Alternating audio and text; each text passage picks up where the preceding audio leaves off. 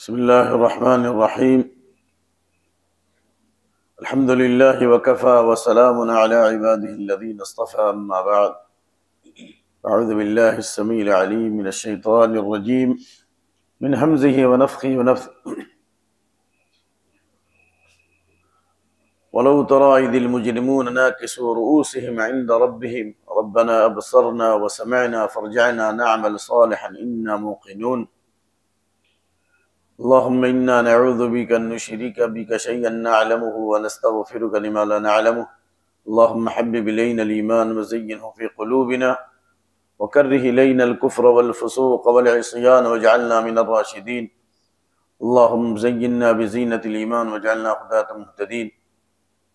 رب اشرح لي صدري ويسر لي أمري واحلل عقدة من لساني يفقهوا قولي. رب زدني علما. اللهم إني أسألك علما نافعا ورزقا طيبا وعملا متقبلا. الحمدللہ آپ کی اس تاریخی اور مبارک مسجد میں ایک لمبے عرصے کے بعد فجر کی نماز کی توفیق نصیب ہوئی، اور ہم نے اور آپ نے جمعہ کی فجر کی مناسبت سے پہلی رکعت میں الف لام میم سجدہ اور دوسری رکعت میں سورہ دہر کی تلاوت سنی۔ کاش کہ امام صاحب پوری سورت پڑھتے، جو نبی صلی اللہ علیہ وسلم کی سنت تھی کہ آپ مکمل سورت پڑھتے تھے، نہ یہ کہ آدھا۔ یہی حق اور یہی ثواب ہے۔ اللہ اور اس کے رسول کی جو دعوت ہے وہ یہ ہے کہ جو باتیں جس انداز میں بیان کی جائیں ان پر اسی طرح عمل کیا جائے۔ اس لیے سعودیہ کے کبار علماء کا فتویٰ ہے کہ اگر کوئی شخص پوری سورت نہیں پڑھتا تو دوسری جگہ سے پڑھے، لیکن اگر الف لام میم سجدہ سورہ دہر پڑھے تو مکمل پڑھے۔ بہرحال انہی میں سے یہ آیت کریمہ ہے کہ اللہ تعالیٰ نے قیامت کے دن مجرموں کا نقشہ کھینچا ہے کہ مجرم لوگ قیامت کے دن ذلت و خواری کے مارے اپنے سروں کو جھکائے ہوں گے اور جہنم کی آگ کو دیکھ رہے ہوں گے اور جہنم کی آواز بھی سن رہے ہوں گے، تو کہیں گے ربنا ابصرنا، اے ہمارے رب ہم نے دیکھ لیا، یعنی جہنم دیکھ لی، وسمعنا اور ہم نے سن لیا۔ اذا رأتهم من مكان بعيد سمعوا لها تغيظا زفيرا، جب جہنم انہیں دور دراز سے دیکھے گی تو وہ جہنم کے چیخ و پکار کو سنیں گے اور ایسی آواز ہوگی کہ اللہ نے کہا لهم فيها زفير وشهيق۔ جہنمی جب جہنم میں جائیں گے تو جہنمیوں کی آواز بھی گدھے کی طرح ہوگی، اور یہاں پر اللہ نے کہا اذا القوا فيها سمعوا لها شيقا ويتفور، جب جہنم میں ڈالے جائیں گے تو جہنمی جہنم کی آواز سنیں گے اور ایسی آواز ہوگی قریب ہے کہ غصے سے پھٹ جائیں۔ اذا رأتهم من مكان بعيد سمعوا لها تغيظا وزفيرا، جہنم کے دھاڑنے کو سنیں گے، اس کی آواز کو سنیں گے۔ اندازہ کیجیے، تو یہ جہنم کا نقشہ اللہ نے کھینچا ہے، اور اسی لیے آپ صلی اللہ علیہ وسلم جمعہ کی مناسبت سے پڑھتے تھے، کیونکہ حدیث ہے جمعہ کے دن کہ قیامت جمعہ کے دن ہی قائم ہوگی، اور ان دونوں صورتوں میں قیامت کی ابتدا اور انتہا کا تذکرہ کیا ہے۔ قیامت کی ابتدا یعنی اذا مات الانسان قامت قیامت، جب انسان مرتا ہے تو اس کی قیامت شروع ہو جاتی ہے، اور قیامت کی انتہا فریق فی الجنت و فریق فی السعیر، ایک فریق جنت میں اور دوسری فریق، ایک فریق جنت میں جانے والا ہے اور دوسرا فریق جہنم میں جانے والا ہے۔ تو خلاصہ یہ ہے کہ ہمیں جمعہ کی مناسبت سے قیامت کی فکر کرنی چاہیے اور قیامت کی تیاری کرنی چاہیے۔ اسی لیے اللہ تعالیٰ نے جمعہ کے دن کی قسم کھائی ہے، بلکہ فجر کی بھی قسم کھائی ہے اور جمعہ کی بھی قسم کھائی ہے۔ فجر کی قسم والفجر، یا تو اس سے عام فجر مراد ہے یا اس سے مراد خاص فجر مراد ہے۔ اس سے اگر خاص فجر مراد ہے تو قربانی کا دن ہے، اور عام فجر مراد ہے تو تمام ایام، تمام فجر مراد ہے۔ ان قرآن الفجر کان مشہورا، فجر کی نماز میں فرشتے حاضر ہوتے ہیں اور فجر کی تلاوت اللہ کو بہت زیادہ محبوب ہے، لہذا ہمیں فجر کا خاص اہتمام کرنا چاہیے۔ اور جمعہ کے دن کی فجر کی اہمیت اور بھی زیادہ ہے، جمعہ کے دن کی فجر کی اہمیت اور بھی زیادہ ہے۔ حدیث علامہ البانی اپنی بعض کتابوں میں لائے ہیں کہ تمام فجر میں جمعہ کے دن کی فجر سب سے افضل ہے، لہذا یہ ایک مقیاس ہے، یہ معیار ہے، یہ تھرمامیٹر ہے آدمی کے ایمان اور اس کے نفاق کے درمیان فرق کرنے کا۔ لہذا جمعہ کی تیاری ہمیں جمعہ کی فجر سے ہی کرنی چاہیے، اور اس کی دلیل یہ ہے کہ سلف صالحین جمعہ کی فضیلت کو پانے کے لیے چراغ لے کے آیا کرتے تھے۔ مسجد میں جمعہ کے دن آتے تھے چراغ لے کے آتے تھے. کیوں لے کے آتے تھے؟ اس لیے کہ اول صف میں جگہ چاہیے نا ان کو. پہلی صف میں جگہ چاہیے تو جگہ تو ملے گی نہیں, لوگ فجر سے پہلے آ جاتے ہیں. تو لہذا سلف صالحین اس میں تبکیر کرتے تھے. جمعہ کی مناسبت سے سب سے پہلے کام ہم کو کیا کرنا ہے؟ تیاری کرنا ہے. اور تیاری کا مطلب ذہنی تیاری, فکری تیاری, ہر تیاری کرنی تاکہ ہم جمعہ کے دن پہلے آ سکیں. اور جو آدمی جتنی جلدی جمعہ کے دن آئے گا اتنی ہی آسانی سے جنت میں جائے گا. ایک جو آدمی جتنی تاخیر سے جمعہ میں آئے گا اتنی ہی تاخیر سے جنت میں جائے گا. یاد رکھیے. حدیث, کچھ حدیثیں سن لیجیے, ختم کرتے ہیں. انس بن اوس رضی اللہ تعالی عنہ قال قال رسول اللہ صلی اللہ علیہ وسلم من بکر وابتکر وغسل واغتسل ودنا ومشى ولم يركب ودنا من الإمام فاستمع وأنصت كان له بكل خطوة عمل سنة أجر صيام يوم القيامة. 4545 ترمذی کی حدیث ہے, 449 نمبر کی حدیث ہے. حضرت اوس بن اوس کہتے ہیں اللہ کے نبی صلی اللہ علیہ وسلم نے ارشاد فرمایا جس نے جمعہ کے دن سویرے تیاری کی, غسل کیا, غسل کرایا, یا تو خود غسل کیا, بال بچوں کو غسل کرایا, بیوی کو غسل کرایا, یا یہ کہ مکمل غسل کیا, سر کو دھویا, جسم کو دھویا, مکمل پاکی حاصل کی. نمبر 1. نمبر 2, پیدل آیا, سواری سے نہیں آیا. پیدل آنے کی فضیلت ہے. بوڑھا ضعیف آدمی ہے تو مجبور ہے, جو بڑھاپے میں عمل نہیں کر سکتا لیکن جوانی میں اگر وہ پیدل آیا ہے اور عبادت کیا ہے, بڑھاپے کی وجہ سے نہیں کر سکتا تو جوانی کا ثواب لکھا جائے گا. تو حدیث معلوم ہے.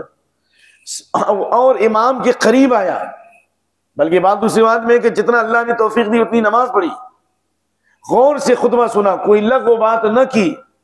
کہ کوئی جمعہ کے دوران اگر کوئی کہے کہ انصت, خطبے کے دوران خاموش ہو جاؤ, یہ بھی لغو ہے. اذا قلت لصاحبک انصت, اگر کوئی کہے کہ تم خاموش رہو, آواز نکالا, تو بھی جمعہ کی فضیلت سے محروم ہو جائے گا.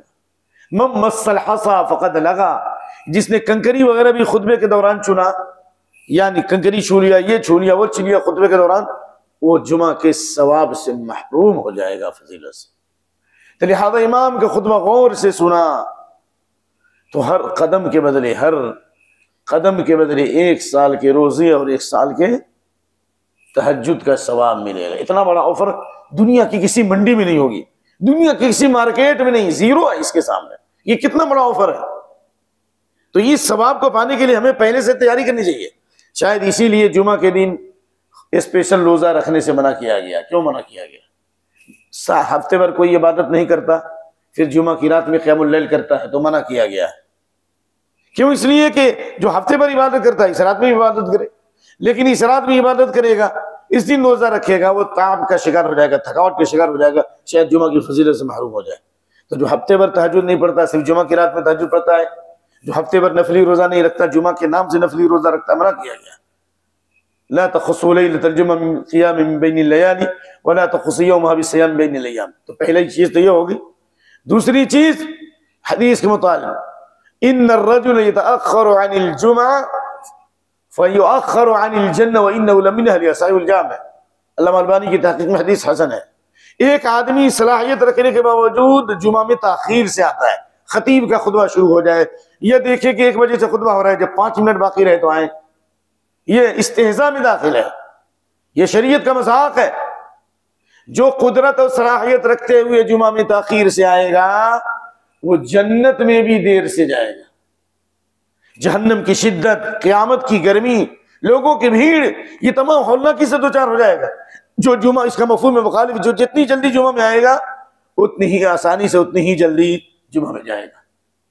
کیا ہم اس پر یقین کرنے کے لیے تیار ہیں؟